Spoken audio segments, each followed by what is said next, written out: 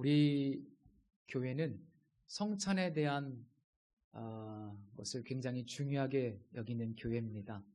성찬식을 다른 교회보다 비교적 많이 하고 있고요. 그래서 오늘은 제가 1년에 한 번 정도는 성찬 예식을 진행할 때 성찬식에 대한 설교를 교육처럼 좀 진행하려고 합니다. 초대교회와 초기 기독교 역사에서 성찬식은 예배의 핵심이었습니다. 그래서 이 초대교회가 매주 모일 때마다 성찬식을 진행했는데, 교회 공동체의 식구가 되는 것은 회심으로부터 시작하죠.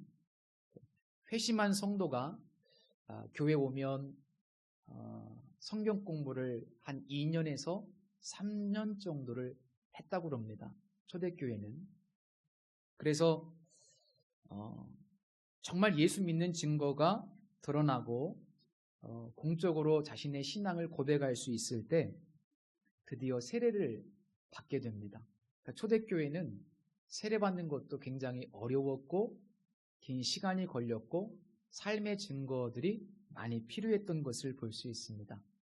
이제 최종적으로 세례를 받은 신자가 성찬에 참여할 수 있게 되는데, 성찬에 참여한 다음에는 또 성찬에 대한 교육을 집중적으로 받았습니다. 즉, 성찬에 대한 교육이 교회에서 실시하는 가장 마지막 교육이었고 가장 중요한 교육이었던 겁니다. 그런데 오늘날 교회에서는 성찬에 대한 교육을 거의 하지 않죠. 모르겠습니다. 다른 교회 다니셨을 때 성찬에 대한 교육을 받아보셨는지 모르겠어요. 너무나 중요한데 너무나 소외되어 있는 것이 바로 성찬에 대한 교육입니다. 제가 이 역사를 알고 난 다음부터 목회하면서 성찬을 매주 하는 것이 원래는 좋은 거구나. 모일 때마다 주님이 하라고 하셨으니까. 그래서 최대한 좀 자주 시행하려고 하는데요. 2주 전에 처음 사랑을 회복하라 라는 말씀을 전하면서 주님께서 우리에게 주신 처방전이 바로 기억이라는 것을 말씀드렸습니다. 그런 의미에서 이 성찬 예식은 하나님께서 우리에게 어떤 일을 행하셨는지를 기억하는 아주 중요한 제도적인 장치라는 것을 알 수 있습니다. 오늘 읽은 말씀은 유월절과 연결되어 있고 유월절 만찬과 유비가 됩니다. 유대인들은 출애굽을 기억하면서 누룩 없는 빵과 쓴 나물을 먹었습니다. 이 쓴 나물은 과거에 저 이집트에서 살 때 종노릇하면서 그때 받았던 고통과 억압을 상징하는데, 이 누룩 없는 빵과 함께 먹으면서 그들은 오래전에 하나님께서 그들을 구원하셨던 것처럼 또 다시 메시아가 오셔서 그들을 구원하실 것을 믿고 기다렸습니다.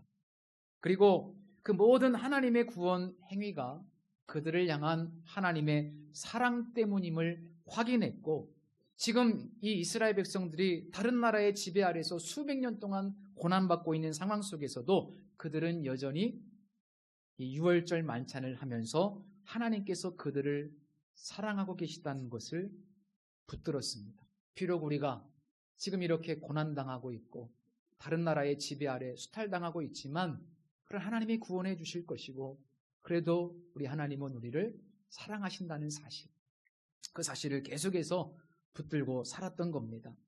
오늘 본문은 명백하게 예수님께서 우리를 위해서 자신의 몸, 자신의 피, 그 살과 피를 우리에게 주셨다고 말씀하고 있습니다. 우리의 죄를 사하기 위함입니다. 지난주에 말씀드린 것처럼 모든 인간은요, 하나님을 대적했고 하나님을 배척했고 하나님을 외면했습니다. 그 결과 인간은 하나님과 끊어지게 되었고 죽음의 상태가 되었고 그 마지막은 영원한 지옥이었습니다. 그런데 하나님은 죽음에서, 그 사망의 권세에서 우리를 해방하시기 위해서 그 아들을 이 땅에 보내주셨고, 그 아들이 십자가에 못 박히심으로 우리를 구원해 주신 것이죠. 우리 스스로 죽음의 문제를 해결할 수 없기 때문에 우리의 구원을 위해서 친히 대신 속죄의 제물이 되신 겁니다. 이걸 대속의 은혜라고 우리는 표현합니다. 사도 바울은 로마서 5장에서 이런 고백을 합니다. 우리가 아직 죄인 되었을 때에 그리스도께서 우리를 위하여 죽으심으로 하나님께서 우리에 대한 자기의 사랑을 확증하셨느니라. 자, 예수님께서 우리를 위해서 생명을 주셨어요. 그런데 그 생명 사건은 거슬러 올라가 보면 사실은 삼위일체 하나님의 사랑으로부터 출발한 겁니다. 결국 예수 그리스도의 희생을 기억하고 그 희생 안에 담긴 그 하나님의 사랑으로 거슬러 올라가서 그 사랑 안에 함께 머무는 것, 그것이 바로 성찬의 여러 가지 의미 가운데 하나입니다. 그렇다면 우리가 매 주일 모여서 이렇게 성찬식을 진행하면서 그분의 사랑을 기억하고 사랑 안에 머무는 것이 왜 중요할까요? 작가이자 유명한 유튜버인 김도윤 씨가 쓴 내가 1000개의 인생에서 배운 것들이라는 책에 이런 고백이 있습니다. 한번 읽어보겠습니다. 그렇다면 나는 어떻게 다시 괜찮아지고 행복해질 수 있었을까? 역경의 순간에 다시 일어나게 만든 힘은 무엇이었을까? 우울증을 낫기 위해 내가 한 수많은 노력 때문이었다고 생각한 적도 있고, 시간이 약이라고 꽤 많은 세월이 지났기 때문에 괜찮아졌다고 생각한 적도 있다. 하지만 이제는 정확한 답을 알고 있다. 살아생전에 어머니에게 충분한 사랑을 받았기 때문이었다. 내 삶이 무너지려고 할 때마다 살면서 엄마에게 받은 큰 사랑이 절벽에 떨어지기 전 내 손을 붙잡아 주었다. 제가 이 책을 읽었는데 사랑하는 어머니가 이 우울증과 정신질환에 걸려서 병원을 들락달락 하면서 나중에는 너무 비참하게 죽으셨더라고요. 그리고 사랑하는 형도 굉장히 똑똑한 수재였는데 좋은 대학 나오고 좋은 직장 다녔는데 역시 정신적인 그런 질병 때문에 힘들어하다가 일찍 삶을 마감했더라고요. 참 너무나 안타까운 사연이 많았어요. 비록 이런 수많은 아픔과 고통을 겪었지만 그럼에도 불구하고 오늘 내가 있도록 붙잡아 주었던 그 힘은 바로 어머니의 사랑 때문이었답니다. 여러분, 한 인간의 사랑도 이렇게 위대합니다. 힘든 세상살이에서 어머니의 사랑을 기억했던 것, 그것이 그렇게 큰 힘이 되었고 다시 일어설 힘이 되었다면 한번 생각해 보십시오. 전능하신 하나님과 예수 그리스도의 이 십자가의 사랑을 우리가 날마다 기억할 수 있다면, 그리고 그 사랑 안에 머물러 살 수만 있다면 그것이 우리에게 얼마나 큰 힘이 되겠습니까? 유기성 목사님이 쓰신 예수 소망이라는 책에서 읽은 내용입니다. 2003년 2월 1일에 미국의 우주왕복선 컬럼비아호가 지구로 귀환하던 중에 텍사스 상공에서 폭발하면서 7명의 우주인이 목숨을 잃었답니다. 당시 순직한 우주인 릭 허즈번드의 아내 에블린의 이야기가 미국의 잡지인 가이드 포스트지의 커버 스토리로 실렸다고 하는데요. 유기성 목사님이 쓰신 책에 그 내용이 있었습니다. 이 내용도 한번 제가 읽어드리겠습니다. 우주왕복선 컬럼비아호가 폭발하는 순간 내 삶도 하늘에서 송두리째 산상조각 났다. 엄마, 내 수학 숙제는 이제 누가 도와주나요? 내가 결혼할 때 누가 날 데리고 입장하는 건가요? 하며 울부짖는 딸 아이에게 난 아무런 대답도 하지 못하고 끌어안아만 주었다. 난 지금까지 남편이 없는 미래를 한 번도 상상해 보지 않았다. 처음 경험하는 큰 충격과 절망감이었다. 그런데 그때 내 마음 깊은 곳에서 나지막한 음성이 들려왔다. 인생의 어려운 시절마다 한결같이 위안을 주시던 주님의 음성이었다. 주님은 너는 헤쳐나갈 수 있다라고 말씀하셨다. 그렇다. 우리 결혼 생활의 중심에는 우리의 사랑보다 더 큰 사랑이 늘 함께하고 있었다. 난 그 큰 사랑, 그 조건 없는 사랑을 언제나 의지해 오지 않았던가? 그 사랑은 내가 울부짖는 순간에도 여전히 나와 함께하고 있었다. 그동안 그분의 사랑이 내 남편과 나를, 그리고 나의 예쁜 두 아이를 묶어주지 않았는가? 그분이 함께 하신다면 우리는 여전히 그분의 사랑 안에서 함께하고 있는 것이다. 그분의 사랑은 끝이 없는 것이기에. 긴 글이었습니다만 이 글에서 그 우주비행사의 아내 에블린이 말한 큰 사랑은 무엇일까요? 큰 사랑. 그것은 바로 하나님의 사랑입니다. 십자가를 통해서 보여주신 놀라운 사랑. 그것이 큰 사랑이에요. 비록 고통스럽지만 남편은 이런 슬픔 때문에 너무나 힘겹지만 그래도 함께 하시는 그 주님의 십자가의 은혜와 사랑 안에 내가 거할 때 이 모든 일을 넉넉히 감당할 수 있다는 고백입니다. 로마서 8장에 보면 사도 바울이 그런 비슷한 고백을 한 적이 있습니다. 우리 말씀을 한번 볼까요? 로마서 8장입니다. 우리 한번 조금 길지만 같이 한번 읽어보겠습니다. 누가 우리를 그리스도의 사랑에서 끊으리요? 환난이나 곤고나 박해나 기근이나 적신이나 위험이나 칼이랴. 기록된 바 우리가 종일 주를 위하여 죽임을 당하게 되며 도살당할 양같이 여김을 받았나이다 함과 같으니라. 그러나 이 모든 일에 우리를 사랑하시는 이로 말미암아 우리가 넉넉히 이기느니라. 내가 확신하노니 사망이나 생명이나 천사들이나 권세자들이나 현재일이나 장래일이나 능력이나 높음이나 기품이나 다른 어떤 피조물이라도 우리를 우리 주 그리스도 예수 안에 있는 하나님의 사랑에서 끊을 수 없느니라. 아멘. 저는 이 로마서 8장을 읽을 때마다 넉넉히 이기느니라, 그 넉넉히라는 단어를 마음에 묵상합니다. 가까스로 힘겹게 이기는 것이 아니고요, 넉넉히 이긴다고 말씀하고 있습니다. 주님의 사랑만이 세상을 이길 수 있는 큰 힘이기에 성찬을 제정하셨고 성찬을 통해서 매주일 주님의 사랑을 기억하도록 하셨고, 그래서 우리가 그 하나님의 놀라운 사랑 안에 깊이 들어가기만 하면 이 힘든 세상살이 넉넉히 감당할 수 있다고 말씀하십니다.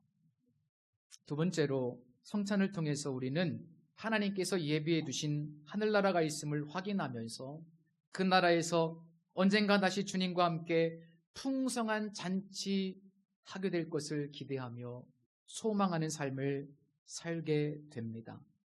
본문 26절 말씀해 보시면 29절이네요. 너희에게 이르노니 내가 포도나무에서 난 것을 이제부터 내 아버지의 나라에서 새 것으로 너희와 함께 마시는 날까지 마시지 아니하리라. 이런 말씀이 있습니다. 민수기 13장에 보면 바람 광야에 머물던 이스라엘 백성들이 저 가나안 땅을 향하여 12명의 정탐꾼을 보내는 이야기가 기록되어 있습니다. 그들은 약 40일 동안 가나안 땅을 정탐하고 돌아왔는데 그들의 손에는 그 땅의 열매들이 들려 있었습니다. 민수기 13장 23절, 24절 말씀입니다. 우리 같이 한번 읽어볼까요? 또 에스겔 골짜기에 이르러 거기서 포도송이가 달린 가지를 베어 둘이 막대기에 꿰어 매고 또 석류와 무화과를 따니라. 이스라엘 자손이 거기서 포도를 베었으므로 그곳을 에스겔 골짜기라 불렀더라. 이 말씀을 보면 가나안 땅의 포도송이가 얼마나 크고 풍성한지 그 가지를 베어가지고 한 사람이 들고 온 것이 아니라 나무에 꿰어서 두 사람이 함께 들고 돌아왔다고 기록되어 있습니다. 하나님은 그 크고 풍성한 포도송이와 가지를 통해서 이 지금 척박한 바란 광야에 머물러 있는 이스라엘 백성들에게 하나님께서 예비하신 땅이 얼마나 아름답고 풍성하고 놀라운 땅인지 기대하고 소망하도록 그렇게 섭리하셨어요. 그럼 민수기 13장에서 크고 실한 포도송이가 가나안 땅을 상징하는 매개체였다면 오늘 본문에서 말씀하고 있는 포도나무에서 난 것이라는 표현은 하나님께서 믿는 자들을 위해서 예비하신 아름다운 하나님 나라, 그 하늘나라를 상징하는 은유라고 볼 수 있습니다. 자, 구약 성경에서 황량한 사막과 가나안 땅을 비교할 수 없는 것처럼 지금 우리가 살고 있는, 잠시 머물고 있는 이 땅과 하나님께서 예비하신 아름다운 하늘나라는 비교 자체가 불가능하다는 것을 주님께서 이 말씀을 통해서 우리에게 가르쳐 주신 겁니다. 그래서 오늘 설교의 제목이 비교 불가예요. 주님께서는 이 세상에 남겨진 제자들이 이 땅이 전부가 아니라는 믿음 속에서 하나님께서 예비하신 아름다운 하나님 나라를 바라보면서 믿음으로 승리하기를 소망하셨습니다. 이 나라 끝이 아니다. 하늘나라가 있다. 너희들 믿음으로 끝까지 타협하지 말고 십자가의 복음 전하면서 승리하는 삶을 살았으면 좋겠다. 곧 그곳에서 다시 만날 것이고 우리 함께 만날 때 그곳에서 아름다운 잔치를 진행하게 될 것이다. 그래서 우리 주님께서 제자들에게 첫 번째 표적을 행하신 곳이 어디입니까? 가나의 결혼식 잔치였어요. 잔치였어요. 그래서 하나님께서 예비하신 천국 잔치를 사모하라고 첫 번째 표적도 잔치집이었어요. 결혼잔치. 그리고 포도주가 풍성한 결혼잔치. 그게 하늘나라입니다. 하늘나라를 예비해 주셨다는 표현입니다. 그래서 우리가 성찬식을 하면서 그리고 성찬 이후에 우리 교우들이 함께 점심 식사를 하면서 언젠가 우리가 함께 하늘나라에서 예수님과 함께 풍성한 잔치, 그 잔치에 참여하게 될 것을 하나님께서 우리에게 소망하도록, 기대하도록, 그리고 이 땅에서 힘들지만 믿음으로 살도록 그렇게 하나님이 말씀해 주신 거예요. 당연히 본문 29절에 있는 너희와 함께라는 말씀 속에는 제자들뿐만 아니라 지금 예수 믿고 있는 우리 모두를 포함하고 있는 겁니다. 저는 요즘 어느 지인 목사님께서 추천해 주신 김영복 목사님의 책 사람은 가도 사랑은 남는다, 이런 책을 읽고 있습니다. 장례식 설교가 들어있는 책이에요. 그 책 서두에 이 목사님께서 어느 수양관에서 경험한 영적 체험을 소개하고 있습니다. 수양관에 들어갔어요. 한 주 동안 기도원에 가서 기도하는 시간을 갖기 위해서. 근데 그곳에 작은 예배당이 있었는데 그 작은 예배실에 들어가서 홀로 앉아 있는데 아무도 없습니다. 그런데 문득 마음속에 이런 질문 하나가 떠올랐답니다. 너 지금 올 수 있겠니? 아마 성령께서 그 마음의 문을 두드리신 것 같습니다. 목사님은 속으로 오시라면 가야죠. 가겠습니다. 이렇게 대답을 했습니다. 그런데 이 작은 예배실에 들어가서 기도할 때마다 마음속에 같은 질문이 계속 떠오르는 것이었습니다. 처음에는 이 질문을 너는 죽음이 두렵지 않느냐, 이런 뜻으로 해석을 하셨답니다. 그러나 사실 이 목사님은 전립선암 선고를 받으신 적이 있고 또 암 수술하시고 항암 치료하시고 이런 과정을 겪으시면서 이미 한 번 죽음을 마주한 적이 있었기 때문에 죽음이 두렵지는 않았답니다. 그런 믿음은 있었답니다. 계속 기도하는 중에 주님께서 다른 대답을 원하신다는 것을 깨닫게 되었습니다. 너 지금 올 수 있겠니? 라는 이 주님의 질문은 내 품에 안기는 것이 그곳에서 사는 것보다 더 복되다고 믿느냐라는 뜻이었답니다. 조금 다르게 표현하면 네가 그곳에서 최고의 행복을 누려도 내 품에 오는 것만 못하다는 사실을 내가 믿느냐. 어떤 분들은 이 좋은 세상 어떻게 떠나가냐 이렇게 말씀하시는 분도 계신데요. 천국을 몰라서 그런 거죠. 목사님은 그때 깨달았어요. 자신 안에 죽음에 대한 두려움은 적어도 없었지만 주님의 품을 사모하는 마음은 부족했다는 사실을 깨달았던 겁니다.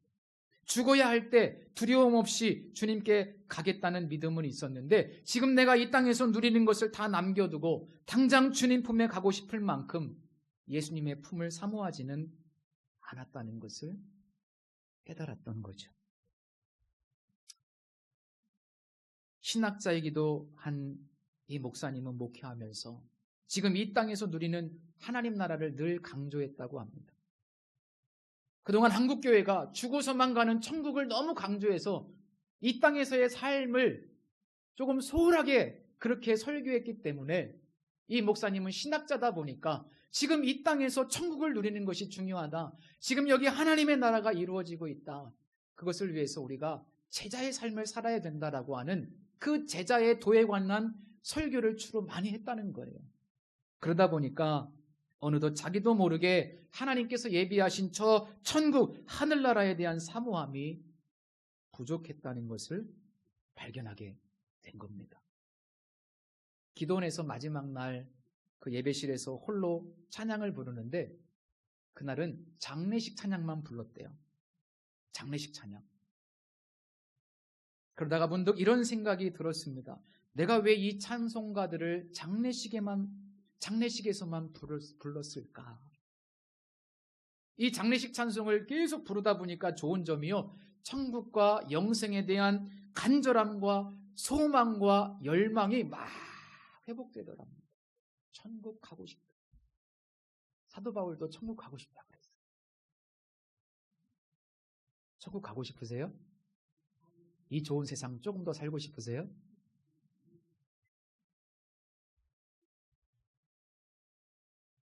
그리고 목사님은 그 기도원을 내려오면서 결단합니다. 앞으로는 평소에도 이 장례식 찬양을 자주 불러야 되겠다고. 그래서 오늘 저도 설교 전 찬송으로 찬송가 235장 보아라 즐거운 우리 집 함께 불렀습니다. 앞으로는 종종 이런 찬양을 부르는 것도 참 좋다고 생각합니다. 만약 주님께서 너 지금 올 수 있겠니? 라고 말씀하신다면 예, 그렇게 하겠습니다. 그것이 제게는 더 복된 일입니다. 라고 응답하실 수 있습니까? 아무런 미련 없이 저는 다 준비됐습니다. 훌훌 털고 주님이 실제하시는 그 하나님 나라에 제가 가겠습니다. 너무 기쁩니다. 그렇게 대답하실 수 있습니까? 우리에게는 이 세상과 비교할 수 없는 아름답고 영원한 하늘나라가 예비되어 있습니다. 지금 이 세상은 너무나 타락했고요. 너무나 오염되었습니다. 전쟁과 기근과 자연재해와 또 마귀의 역사와 질병과 고난과 이런 것들이 끊임없이 계속되는 세상이잖아요. 죄로 인해서 일그러진 세상.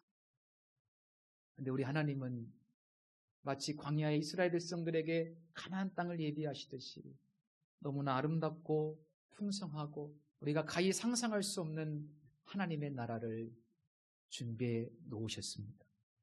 고린도전서 2장 9절 말씀입니다.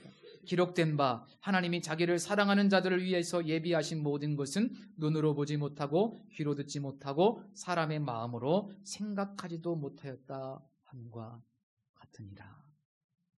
신앙을 가지고 사는 것 때로는 힘듭니다. 예수 믿으면 참 힘들 때가 많죠. 그런데 그럼에도 불구하고 이 성찬식을 매주일 진행하면서 초대교회 성도들은 하나님의 나라가 있다는 것을 늘 인식하고 그 나라를 소망하면서 핍박 속에서 인내할 수 있었고, 믿음의 위기가 올 때는 타협하지 않을 수 있었고, 손해볼 때는 하나님이 다 갚아주실 그 하나님의 나라를 바라보면서 기꺼이 희생을 감수할 수 있었습니다. 그리고 언제나 하나님을 선택할 수 있었습니다. 신약 성경에 보면